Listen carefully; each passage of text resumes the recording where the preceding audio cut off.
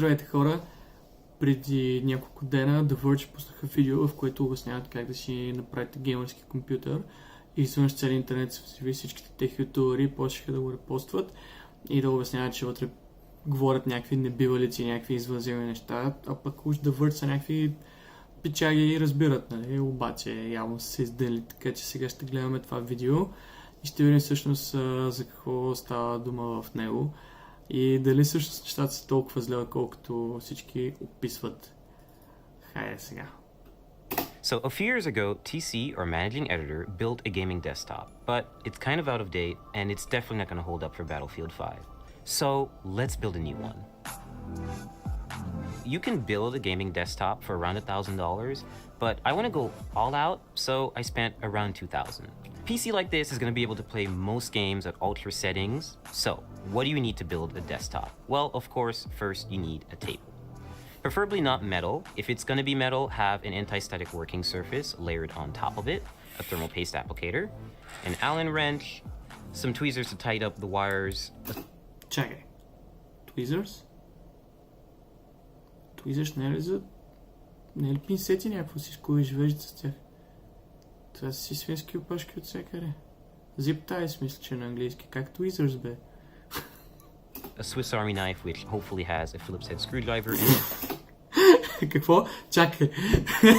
Добре, на 40-та секунда сме и вече небивалиците почват. Чакай малко сега. Значи той ще прави компютър, има Swiss Army knife и се надява вътре RGB да има отверка. Нека продължи. And last but not least, an anti-static bracelet, which is to protect you and the parts. These are the parts you're going to need, but more importantly, before we get there, we need to understand what these... Добре, сега тая гумената гридничка, ако по тебе тече ток, си мисля, че няма нищо да направи някакво, ако не си за мен някъде. Мисля, че тока не работи така. Ако сложи гридничката, пече, ще прави компютър. Пак големе. Parts are doing and how they interact with one another. And now we're really going to start building by adding the motherboard in. Some notes about installing motherboards: they're really delicate, you should be really careful with them. And screw in with confidence, but also don't screw in too hard, otherwise you could crack the board. I chose Asus's Z370 motherboard. Това беше готино някакво. Screw in with confidence. Pay close attention to the brace that goes at the... The brace. Brace? Това се казва IO Shield. Как brace? Brace? Brace имаш на ръката да не те бие ток. Back of the computer. You always have to make sure that you really hammer it in, because there's no screw. It really just has to go outside of the case and clasp onto the frame. So next we're going to install the RAM on the motherboard. I chose Corsair's 16GB Vengeance LED RAM for two main reasons. One, it has LEDs and we do like lights in our gaming desktops.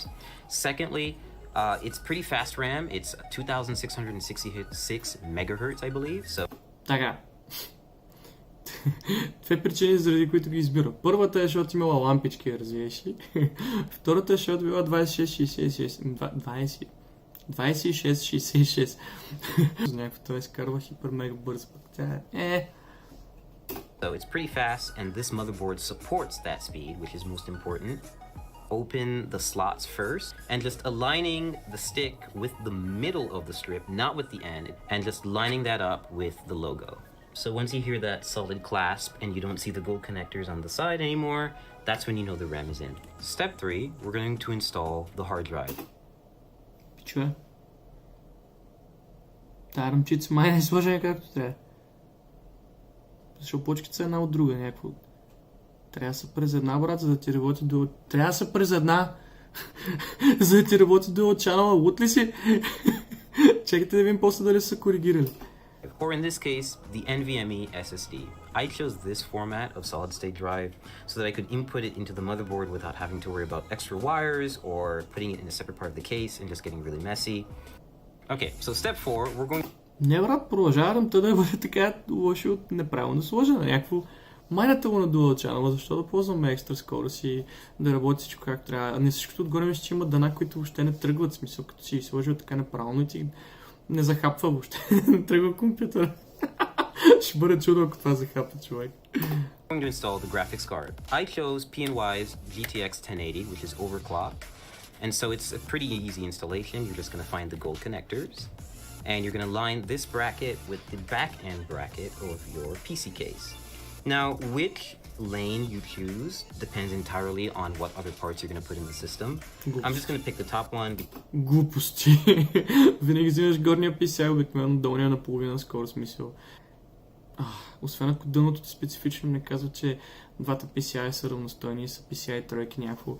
Не правим така. Най-доброто нещо, което мога да направиш е да си прочетеш опътването на дъното и да видиш първо, че RAM паметта се слага през едно и второ, че да си видиш кой PCI ти е бързия, нали, за да си ползваш цялата продуктивност на видеокарта. Слагаш ми 1080 и нямаш идея къде трябва да я сложиш и ми твърдиш, че се тая къде я слагаш.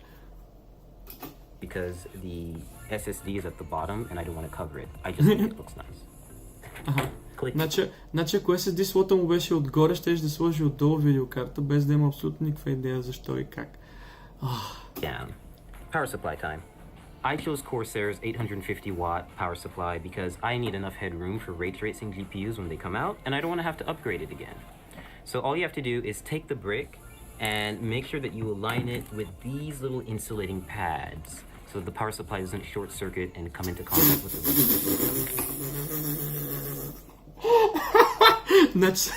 Значи според него те малките подложници са за изолация, за да не те бие ток от захранването, защото по него тече ток очевидно. Значи, от долната страна е окей. В смисъл, от долната страна не трябва да се окъсява, обаче отгоре, отляво и отдясно няма проблем да докосва кутията. Защото, нали, реално като го хванеш с болчетата, то опира в кутията и ако следваме неговата гениална логика, така не че би трябвало от всеки компютър да те бие ток мега яко.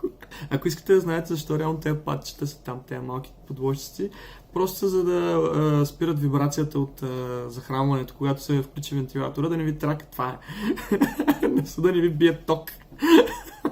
Баголе! So just take it in, slide it in nice and easy until you have a snug fit, and then shift it to the back. Ето, тук виждате как всъщност захранването опира в задната част на кутията. Тоест, ако биеше ток от него, ще да ви бие така или иначе. And make sure it's right up against the frame. Now you just take the required screws and you tighten and screw in.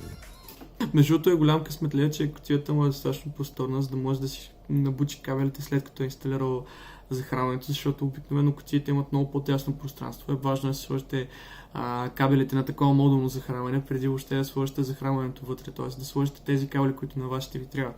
Защото когато има много тясно пространство, примерно обикновено хард диск, които също са наврени там, и няма място да се наврете ръката да почнете да запучвате разни кабели и неща и да видите кое как е написано, така че е много по-лесно при въобще да го монтирате в кутията да си сложите кабелите. So next step, we're going to install the CPU core.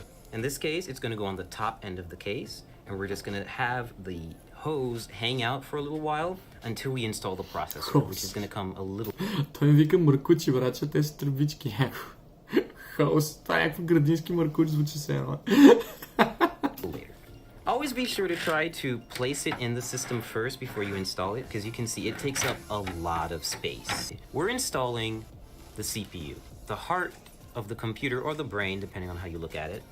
So to do this, we're just going to remove the plastic covering that they put on the motherboard.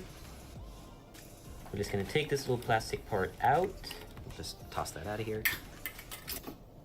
Някакво да, не ти трябва това, ако решиш да препродаваш дъното.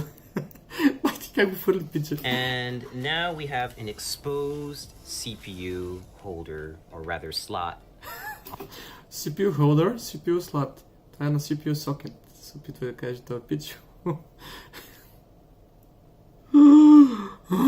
On the motherboard. And we're going to use the CPU applicator. This is a special little part that not everyone may get, but this motherboard that we got from ASUS definitely does have. It's called a CPU installation tool. It makes it really useful if you want to install a Core i7 hexa-core CPU. Yeah, we've got one, and it's an 8th generation chip. То мега са си печага някакво. Да, имаме един от тях, някакво този лимитиран процесор, който може да се намерим абсолютно във всеки магазин за компютърни части. Някакво. Да, имаме един от тях. Много е голям, това ми е най-любима PC билдър на света. and it's ready to go, and it supports overclocking. So what having this little installer does for you is it's basically a brace that you can apply Не right го to the ползвай това, човек. CPU Нормален and ли light си? it up with the triangles that you'll see on the bottom left corner. Имаш триъгълник на And this will дъното make it easier нарисуван. for us to apply it to the motherboard and then apply thermal paste and then apply a CPU cooler on top. And we're Значи, идеята на тази пластмаса е абсолютно никаква, защото дали ще държиш пластмасата и ще пуснеш един процесор долу или ще го хванеш процесор и ще го сложиш долу, абсолютно идентично движение правиш. Просто в един момент имаш пластмаса, с която да се занимаваш, другия просто го слагаш някакво. Защо? Никой не го ползва това, нормален ли си? just going to carefully lean it down into the system and make sure that everything lines up, and we're going to clasp down on it and we'll be good to go. So we're about to apply thermal paste to the CPU. Every CPU cooler actually comes with a bit of thermal paste already neatly applied in a circle around it, but it's usually not enough. It's good, essentially PC building practice to have a little bit extra and layer it on top of the Не, CPU. не, The final portion не. Кой слага така паста? Чакай. Има термопаста на охладителя, слага още паста на процесора по невъобразим начин и смесва двете пасти. Какво подявалите? Някакво сандвич ли правиш, брат? Какво става? is to add the CPU cooler to the top end of the processor. So you're going to see that there Какво are направи? four Вижте бе хора, майко, това е невъобразимо. Не, това не се слага така термопаста по дяволите. Слага се мъничко в средата, изчистваш, ако не искаш да ползваш тая термопаста, която е сложена предварително на охладителя, просто изчистваш нея, слагаш мъничко на процесора, натискаш го, то прави тънък фин слой и така процесорът е равномерно охладен и продължава рампамета му да не е сложена както трябва. Това е невменяем, брат, някакво. brackets, or rather like screws in here with brackets and holders right here. And they're going to keep the cooler raised off the processor, but it's also going to be close enough to actually physically come in contact with it, like basically keep it cool. Take thumb screws like Майонез с this горчица и and бахур. just screw them on. So now that our internals are done, we're going to put all the panels back on, which is the top glass, side glass, front glass, and of course the back panel where all of this fun stuff is happening. So we fully built the PC, everything's put together, and Чакайте да върнем, това беше ужасно. we got is happening. So we fully built Не. На кого е нужно да си подредиш кабелите? Някакво просто ги остави като спагети вътре да се люшкат там, да се кладят. Радвам се, че поне си е сложил вентилаторите на охладителя в някакъв момент. Но да, поне ги издърпай леко кабелите отзад. Добре, нали в началото имаше tweezers? Защо не ги защипиш с tweezerите някакво? the PC, everything's put together, and we got to the post screen. So what's next? Well, you need a USB Да, твърде, че нали сме си казал we got to the post screen. Силно се съмнявам. flash drive with your Windows installation media on it. So right now I'm playing League of Legends. It's one of my favorite games. I'm actually playing against a bot, and I'm distracted, so I'm not actually doing so well. But otherwise, like, this is pretty much what you would see me do on a gaming computer. Test stuff out, and hopefully have really high frame rates like I am right now. Да, брат, някакво имаш и седмици с 1080 GTX някакво и се кефи, че имаш високи FPS на League of Legends. Мега голям си, брат. I'm averaging 120 FPS, and that's only because I've actually locked the game to that frame rate, because I can get around 300 FPS playing League on maximum settings, which is a little bit absurd, and you don't really need that, so I've locked it. And of course now we also have a computer to test and benchmark games here at The Verge. Пълна излагация, хора. Абсолютно излагация. Те пичове обикновено ушим се води в смисъл някакво водят с някакъв мега тех канал, някакви разбирковци и в крайна сметка правят всичко грешно и не както трябва и всякакви добри практики ги игнорират и пренабрегват и изгубяват компютър с Swiss Army Knife. Някакво ръмта все още се вижда как е набита една от друга. Някакво не е Не се прави така. Моля ви се, не правете това, което той показват. Никога. От мен чао. Аз отивам да изпия някаква бира, защото ми стана лошо. Просто не мога толкова кринч за толкова кратко време. Никога не ми се е случило. Чао.